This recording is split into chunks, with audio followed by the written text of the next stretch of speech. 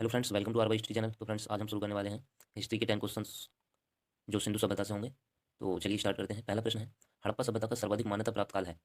First option है 2800 ईस्वी पूर्व से सन 2000 ईस्वी पूर्व, या 2500 ईस्वी पूर्व से 1750 ईस्वी पूर्व, 3500 ईस्वी पूर्व से 1800 ईस्वी पूर्व, या फिर निश्चित नहीं हो सकता। तो यहाँ पर हड़प्पा सभ्यता का जो सर्वाधिक मान्यता प्राप्त काल है वो 2500 ईस्वी पूर्व से 1750 ईस्वी पूर्व है। इसलिए option C is right. Details में पढ़ें तो रेडियो कार्बन C14 जैसी नवीन विश्लेषण पद्धति के द्वारा सिंधु सभ्यता का सर्वमान्य तिथि 2500 ईसा पूर्व से 1750 ईसा पूर्व मानी गई है। सिंधु सभ्यता की खोज राय बहादुर दयाराम साहनी ने की थी। इसके अतिरिक्त इन्होंने इसकी खोज सन 1921 ईस्वी में की थी। सिंधु सभ्यता को प्रागैतिहासिक अथवा कांस्य युग में रखा जा सकता है। इस सभ्यता के मुख्य निवासी द्रविड़ एवं भूमध्य सागरीय थे। नेक्स्ट प्रश्न, सिंधु घाटी की सभ्यता निम्नलिखित में से किस सभ्यता के समकालीन नहीं थी? मिस्र की सभ्यता के, मेसोपोटामिया की सभ्यता के, चीन की सभ्यता के, या ग्रीक की सभ्यता के? दोस्तों, सिंधु घाटी की जो सभ्यता थी वो ग्रीक की सभ्यता की समकालीन नहीं थी।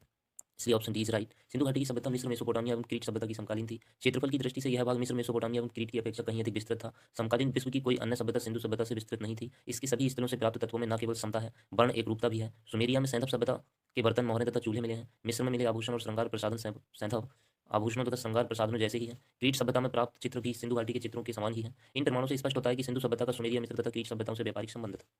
नेक्स्ट प्रश्न, सिंधु घाटी की सभ्यता कहाँ तक विस्तृत थी? पहला ऑप्शन है पंजाब, दिल्ली और जम्मू कश्मीर। दूसरा राजस्थान, बिहार, बंगाल और उड़ीसा। तीसरा पंजाब, राजस्थान, गुजरात, उड़ीसा और बंगाल। या फिर डी पंजाब, राजस्थान, गुजरात, उत्तर प्रदेश, हरियाणा, सिंध और बलूचिस्तान। तो यहाँ ऑप्शन डी इज राइट होगा, क्योंकि जो सिंधु सभ्यता थी वो पंजाब, राजस्थान, गुजरात, उत्तर प्रदेश, हरियाणा, सिंध और बलूचिस्तान तक विस्तृत थी। सिंधु सभ्यता के सर्वाधिक पश्चिमी पुरास्थल दास नदी के किनारे स्थित कागिडोर बलूचिस्तान। पूर्वी पुरास्थल हिड्डा नदी के किनारे आलमगीरपुर, जिला मेरठ, उत्तर प्रदेश में। उत्तरी पुरास्थल चिनाब नदी के तट पर अखनूर के निकट मांडा, जम्मू कश्मीर। तथा दक्षिणी पुरास्थल गोदावरी नदी के किनारे तट पर दाइमाबाद, जिला अहमदनगर, महाराष्ट्र में स्थित है। सिंधु सभ्यता या सैंधव सभ्यता नगरीय सभ्यता थी। सैंधव सभ्यता से प्राप्त परिपक्व अवस्था वाले स्थलों में केवल 6 को ही बड़ी नगर की संज्ञा दी गई है। यह है मोहनजोदड़ो, हड़प्पा, गढ़वालीवाला, धौलावीरा, राखीगढ़ी एवं कालीबंगन।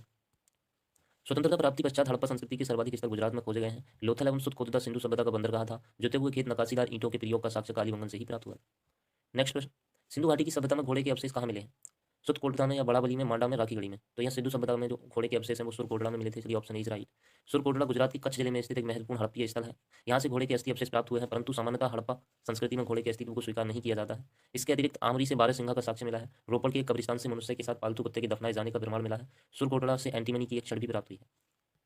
नेक्स्ट प्रश्न, सिंधु घाटी स्थल कालीबंगन किस प्रदेश में स्थित है? राजस्थान में, गुजरात में, मध्य प्रदेश में, उत्तर प्रदेश में? तो दोस्तों, सिंधु घाटी का जो स्थल है कालीबंगन वो राजस्थान में स्थित है। कालीबंगन राजस्थान के हनुमानगढ़ जिले का एक प्राचीन एवं ऐतिहासिक स्थल है। यहाँ हड़प्पा सभ्यता के बहुत दिलचस्प और महत्वपूर्ण अवशेष मिले हैं। कालीबंगा एक छोटा नगर था। यहाँ एक दुर्ग मिला है। प्राचीन द्रसद्रती और सरस्वती नदी घाटी, वर्तमान में घग्गर नदी का क्षेत्र में सैंधव सभ्यता से भी प्राचीन कालीबंगा की सभ्यता पल्लवित और पुष्पित हुई। कालीबंगा 4000 ईसा पूर्व से भी अधिक प्राचीन मानी जाती है। सर्वप्रथम 1952 में अमलानंद घोष ने इसकी खोज की। बी के थापर व बीबी लाल ने 1961 से 69 में यहाँ उत्खनन का कार्य किया।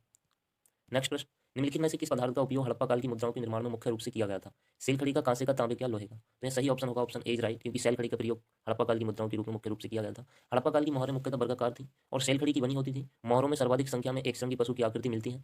इसके अतिरिक्त मोहनजोदड़ो से एक कांस्य से निर्मित नर्तकी की मूर्ति मिली है। सिंधु प्रदेश से भारी संख्या में आग में पकी मिट्टी की मूर्तिकाएं प्राप्त हुई। नेक्स्ट प्रश्न, हड़प्पा सभ्यता किस युग की थी? कांस्य युग की, नपाषाण युग की, प्रापाषाण युग की, लौह युग की? तो दोस्तों, ये तो आपको पता ही होगा कि हड़प्पा सभ्यता जो थी वो कांस्य युग की थी। सिंधु सभ्यता को उसकी लिपि के न पढ़े जा सकने के कारण आदि ऐतिहासिक काल के अंतर्गत स्थान दिया गया है। तृतीय कांस्य काल की ताम्रपाषाणिक सभ्यता रेडियो कार्बन विश्लेषण के आधार पर 2500 ईसा पूर्व में विद्यमान मानी जाती है, किंतु यह सभ्यता अपने उत्कृष्ट काल में 2350 से 1750 ईसा पूर्व अर्थात 500 वर्ष तक रही।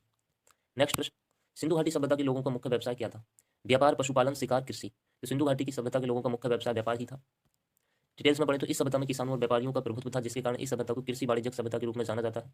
इसके अतिरिक्त हड़प्पा सभ्यता में अनेक फसलों की खेती थी, जिसमें गेहूं और जौ प्रमुख थे। चावल का प्रयोग हड़प्पा काल में सीमित मात्रा में होता था। रंगपुर और लोथल से चावल के प्रमाण मिले हैं। हड़प्पावासी मेसोपोटामिया में व्यापार करते थे। चांदी का प्रयोग भारत में प्रथम बार हड़प्पावासियों द्वारा ही किया गया था। कपास की खेती सर्वप्रथम हड़प्पावासियों द्वारा ही शुरू की गई थी। छह शतरंज की शुरुआत हड़प्पावासियों द्वारा शुरू की गई। कपास को यूनानी लोग शेंडन कहते थे। नेक्स्ट प्रश्न, हड़प्पा सभ्यता के निवासी थे ग्रामीण, शहरी, यायावर, खानाबदोश ये जनजाति है। तो हड़प्पा सभ्यता के जो लोग थे वो शहरी थे। डिटेल्स में पढ़े तो हड़प्पा सभ्यता शहरी सभ्यता थी। भारत का प्रथम नगरीकरण हड़प्पा सभ्यता द्वारा शुरू किया गया। भारत में द्वितीय शहरीकरण गंगाधारी में 6ठी शताब्दी ईस्वी पूर्व में हुआ। वैदिक सभ्यता ग्रामीण सभ्यता थी। यायावर व्यवस्था मानव के प्रारंभिक काल को दर्शाता है। शहर होने के लिए प्रथम शर्त खेती में अतिरिक्त उपज होना अनिवार्य है। शहर उसे कहेंगे जहां 75% मानव जनसंख्या गैर कृषि कारण में संलग्न हो। हड़प्पा अर्थव्यवस्था कृषि अधिशेष, पशुपालन, उन्नत हस्तशिल्प तथा समृद्ध आंतरिक तथा बाह्य व्यापार पर आधारित थी। नेक्स्ट प्रश्न, सिंधु सभ्यता के घर किससे बनाए जाते थे? ईंट से, बांस से, पत्थर से, लकड़ी से? दोस्तों, ये आज का हमारा हिस्ट्री का लास्ट क्वेश्चन है। बताना है कि सिंधु सभ्यता के घर किससे बनाए जाते थे?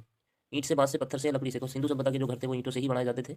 सिंधु घाटी के घर मुख्यतः ईंटों से ही बनाए जाते थे। इसके अतिरिक्त लकड़ी का भी प्रयोग घर बनाने के लिए किया जाता था। ईंटों में धूप में सुखाया जाता था, आग के द्वारा पकाया प्रयोग में लाया जाता था। ईंटों का अनुपात 4:2:1 का था। ईंट का प्रयोग अनेक आकार का करते थे। अलंकृत ईंट का प्रयोग प्रमाण कालीबंगन में मिला है। सिंधु घाटी की सभ्यता का सबसे पूर्वी सीमा मेरठ के हिड्डा नदी तट आलमगीरपुर था। चलिए दोस्तों, अब हम भूगोल के 10 क्वेश्चन को देख लेते हैं। तो भूगोल हमारे भारत की स्थिति और विस्तार के बारे में ये 10 क्वेश्चन होंगे। पहला प्रश्न है, प्राचीन भारतीय भौगोलिक मान्यता के अनुसार भारतवर्ष किस द्वीप का अंग था? पुष्कर द्वीप का, जम्बू द्वीप का, कांच द्वीप का या कुश द्वीप का? तो दोस्तों प्राचीन भारतीय भौगोलिक मान्यता के अनुसार भारतवर्ष जो था वो जम्बू द्वीप का एक अंग था, इसलिए ऑप्शन बी इज राइट। पौराणिक भूगोल के अनुसार जम्बू द्वीप भूलोक के सप्त महाद्वीपों में से एक है। यह द्वीप पृथ्वी के केंद्र में स्थित है। इसकी डिटेल्स आप पढ़ लीजिए। नेक्स्ट प्रश्न, सर्वप्रथम इंडिया शब्द का प्रयोग भारत के लिए किस भाषा में किया गया? उर्दू में, ग्रीक में, फारसी में, अरबी में? तो सर्वप्रथम इंडिया शब्द का जो प्रयोग था वो ग्रीक भाषा में किया गया था, इसलिए option B is right. Greek लोगों ने अनेक भारतीय नदियों के, राजाओं के और शहरों के अपनी भाषा में अजीब नाम रखे हुए हैं। जैसे ही पाटलिपुत्र को वो लोग पाली बोथरा कहते थे, मथुरा को मेटोरा और बल्क को बक्ट्रिया। इसी बीच उन्होंने सिंधु को इंडस नाम दिया और झेलम को हाइडस। नेक्स्ट प्रश्न, भारत की मुख्य भूमि की दक्षिणी सीमा है 6 डिग्री 4 मिनट उत्तरी अक्षांश या 7 डिग्री 4 मिनट उत्तरी अक्षांश, 8 डिग्री 4 मिनट उत्तरी अक्षांश या 6 डिग्री 8 मिनट उत्तरी अक्षांश? तो दोस्तों भारत की जो मुख्य भूमि की दक्षिणी सीमा है वो 8 डिग्री 4 मिनट उत्तरी अक्षांश है। डिटेल्स में पढ़े तो भारत 8 डिग्री 4 मिनट उत्तरी अक्षांश से 37 डिग्री 6 मिनट उत्तरी अक्षांश तथा 68 डिग्री 7 मिनट पूर्वी देशांतर से 97 डिग्री 25 मिनट पूर्वी देशांतर विस्तार लगभग 300 है। भारत विषुवत रेखा के उत्तरी गोलार्ध में स्थित है। देश का विस्तार उत्तर से दक्षिण तक 3214 किलोमीटर और पूर्व से पश्चिम तक 2933 किलोमीटर।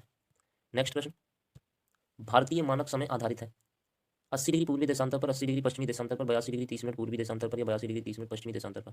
तो भारतीय मानक समय जो है वो 82 डिग्री 30 मिनट पूर्वी देशांतर पर स्थित है। भारत में 82.5 डिग्री पूर्वी देशांतर जो कि इलाहाबाद के निकट नैनी से गुजरती है के समय को मानक समय माना जाता है। भारत का मानक जीएमटी से 82.5 डिग्री पूर्व है, जिसका अर्थ है कि हमारा मानक समय ग्रीनविच के मानक समय से 5.5 घंटे आगे है। अर्थात इंग्लैंड में जब दोपहर के 12 बजे का समय होता है तो भारत में शाम के 5:30 बजे होते हैं। नेक्स्ट प्रश्न, भारत का प्रमाणिक समय उस स्थान का स्थानीय समय है जो स्थित है दिल्ली के समीप, कोलकाता के समीप, इलाहाबाद के समीप या भोपाल के समीप? तो भारत का प्रमाणिक समय उस स्थान का स्थानीय समय होता है जो इलाहाबाद के समीप होता है, इसलिए option C is right. Bharat में पूर्वी देशांतर जो कि इलाहाबाद के निकट नैनी से गुजरती है के समय को मानक समय माना गया है। नेक्स्ट प्रश्न, इंडियन स्टैंडर्ड टाइम और ग्रीनविच मीन टाइम में कितना अंतर है? 5 घंटे 10 मिनट का, 5 घंटे 20 मिनट का, 5 घंटे 30 मिनट का या 5 घंटे 40 मिनट का? तो दोस्तों इंडियन स्टैंडर्ड टाइम और ग्रीनविच टाइम में 5 घंटे 30 मिनट का अंतर है, इसलिए option C is right. Bharat में पूर्वी देशांतर जो कि इलाहाबाद के निकट नैनी से गुजरती है कि समय को मानक समय माना गया है। यह समय ग्रीनविच समय से 5:30 घंटा आगे रहता है। अतः जब ग्रीनविच में दोपहर के 12 बजे हो तो उस समय भारत में शाम के 5:30 बजेंगे। नेक्स्ट प्रश्न, भारत का ध्रुव दक्षिणी भाग की विषुवत रेखा से दूरी कितनी है?